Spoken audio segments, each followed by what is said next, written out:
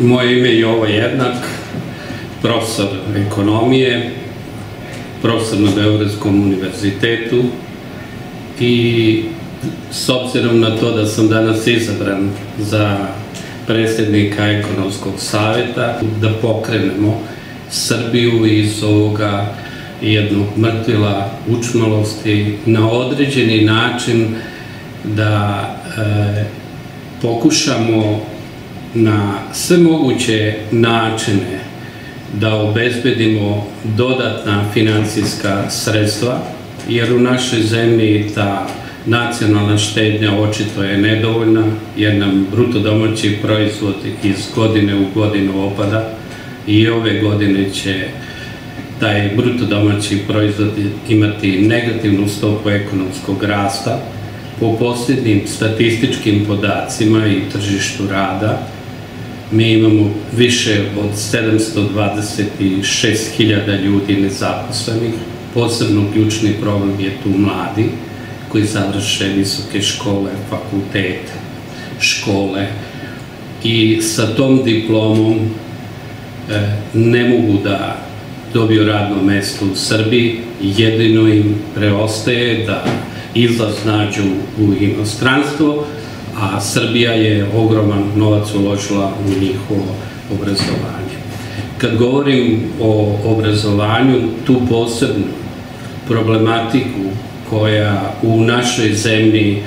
već duži vremenski period ne daje potreban kvalitet kadrova koji je potreban našoj privredi, podrazumeva da ćemo nastojati da reformišemo obrazovanje koje će nam dati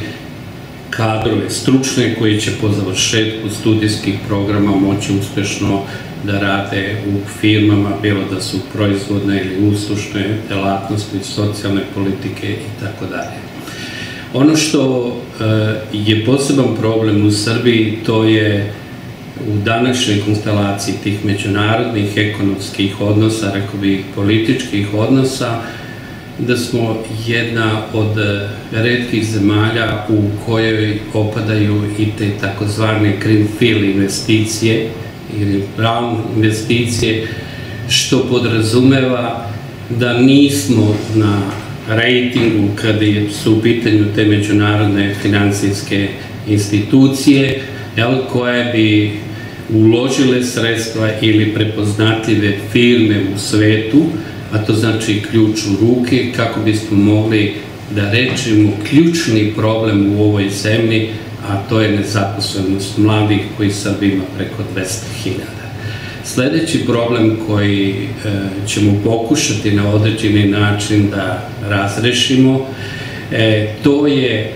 kako da privučemo velike prepoznatljive kompanije koje bi zajedničkim ulaganjem i nastupom na domaćem i stranom tržištu pokrenule privredu, a sa pokretanjem privrede sa rastom bruto domaćih proizvoda porasla je štednja, a sa štednjom bismo omogućili i dodatne nove investicije.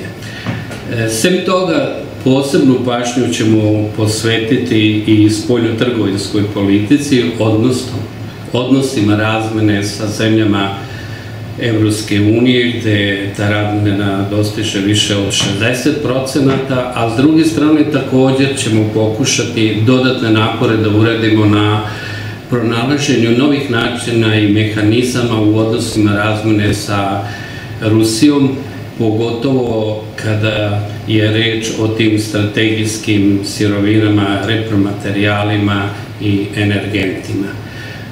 Sem toga, naš osnovni zadatak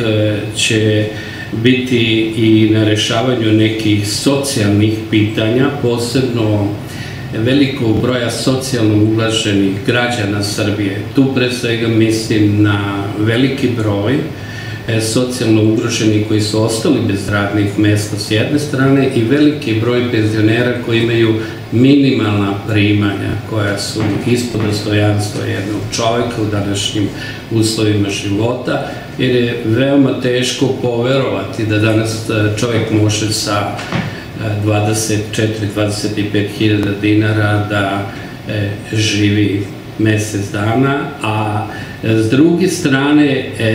u sadašnjim uslovima privređivanja ne može ni da se pretpostavi koji bi to način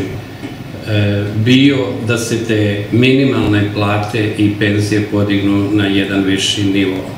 Ne postoji ta ekonomija u svetu koja može da razreši taj problem bez povećanja proizvodnje,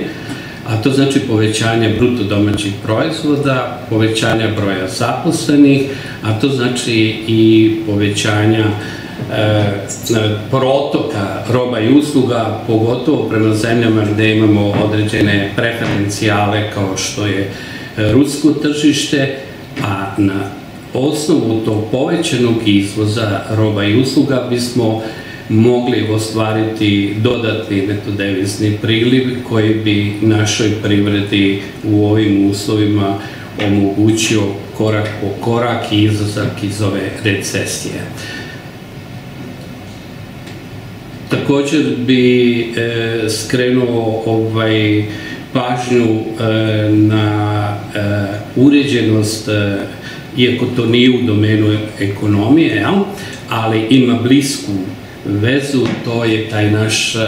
normativno-pravni sistem, odnosno regulativa bez koje ekonomija jednostavno ni u jednoj zemlji ne može da funkcioniše.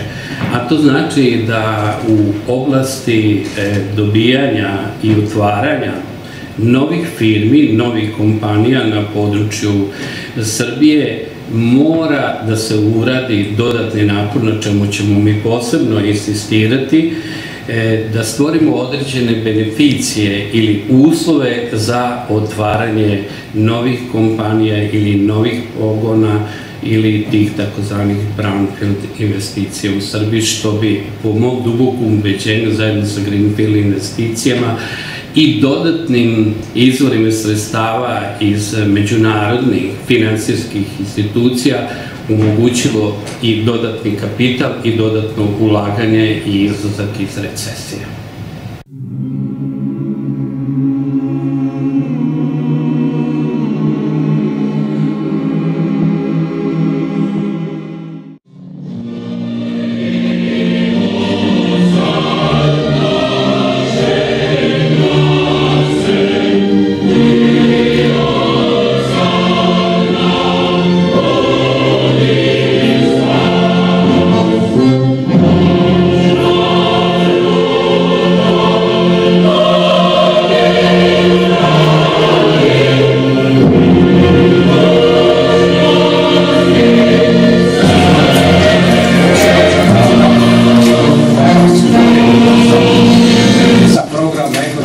Programom